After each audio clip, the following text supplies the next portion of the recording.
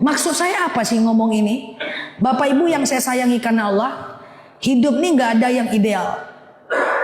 Jika kita di usia 50-an, 60-an, akan banyak hal-hal yang tidak sesuai dengan keinginan kita. Contoh, izin minta maaf.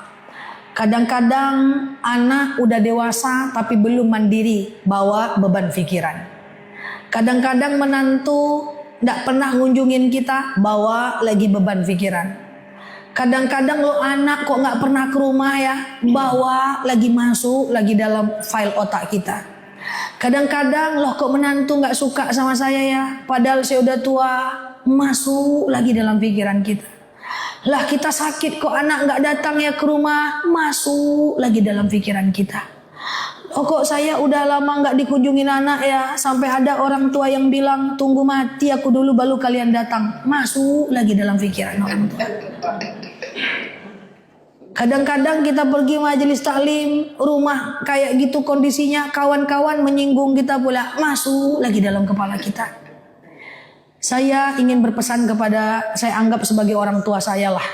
Ini juga saya bilang sama orang tua kandung saya. Di usia mak, di usia bapak sekarang ini, fokus aja gimana caranya masuk surga.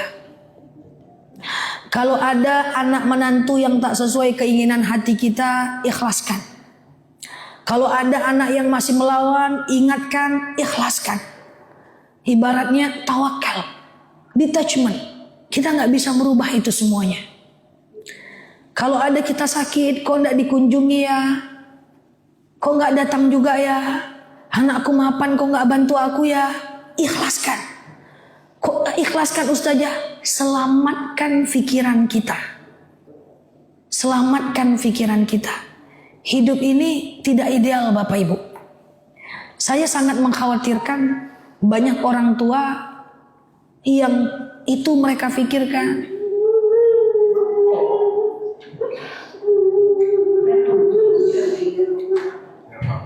Nggak apa-apa Bu. Iya.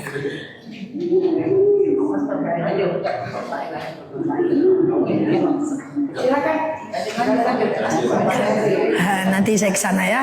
Aman ya Bu? Insyaallah. Enggak apa-apa.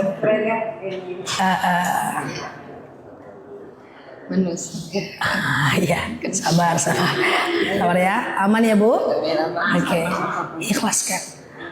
Itu karena kalau kita simpan Bu, itu ibarat file yang ada dalam handphone. Nggak penting kita simpan dalam-dalam. Ujung-ujungnya apa? Saya khawatir sekali. Ibu jadi nggak tenang, ibu risau, menung-menung, ingat itu semua. Yang paling saya takutkan kepada orang tua, termasuk mungkin orang tua saya atau ibu semua yang saya anggap sebagai orang tua saya. Akhirnya apa? Ibu-ibu ibadahnya jadi nggak fokus. Ibu-ibu jadi nggak fokus sholatnya, jadi nggak fokus majelis taklimnya. Akhirnya pikiran kita jadi terganggu. Nah, yang saya pengen pesan saya itu yang pertama Bu. Akan banyak hal di luar kondisi kita. Kira-kira Bapak Ibu bisa mengikhlaskan itu semua? Kira-kira Bapak Ibu bisa ikhlaskan itu semua? Bu, saya selalu bilang kepada jemaah yang orang tua, apapun kondisi anak kita, menantu kita, saya izin minta maaf. Paksakan diri tetap ridhoi mereka ya. Karena sikap mereka kita nggak ridho, kita udah mau meninggal Bapak Ibu. Kalau kita nggak ridho, sengsara hidup mereka pasti Bapak Ibu. Ridullah ridul walidain, sukhtullah sukhtil walidain. Ridho Allah itu bergantung kepada ridhoan ibu-ibu dan bapak-bapak. Yang saya khawatirkan ketika anak Bapak Ibu tidak sesuai dengan apa yang kita inginkan, dia durhaka, nggak pernah datang, melawan, nggak perhatian, kita marah, kita nggak ridho, sengsara mereka.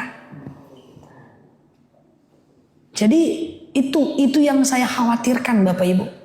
Jadi nggak apa-apa kalau ibu ada yang menangis, maafin saya. Insya Allah yang saya sampaikan ini, saya rasa ini penting karena sekali-sekali kita bertemu.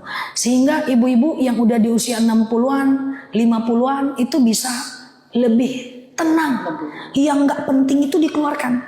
Wah, yang ujian-ujian hidup tuh keluarkan semua dari handphone kita, dari